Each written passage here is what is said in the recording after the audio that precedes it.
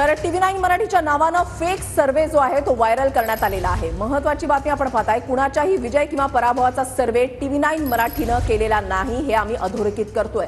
Fake सर्वे तयार करून viral करणाऱ्यांवर कायदेशीर कारवाई देखील आता आम्ही करणार आहोत। TV9 मराठीच्या नावानं फेक सर्वे व्हायरल केला जातोय।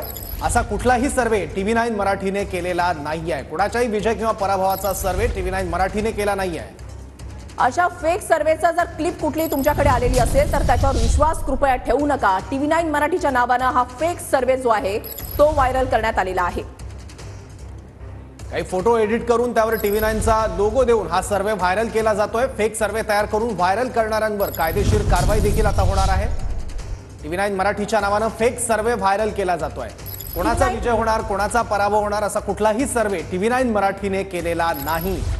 TV9 मराठी जे घडतंय, जसं घडतंय तसंच्या तसं तुमच्या पुढे मांडण्याचा सातत्यानं प्रयत्न आतापर्यंत करत आलेला आहे आणि यापुढे सुद्धा करत राहणार। मात्र TV9 मराठीच्या नावानं जो फेक सर्वे करण्यात आलेला आहे, व्हायरल झालेला आहे, त्याच्यावर विश्वास ठेवू नका।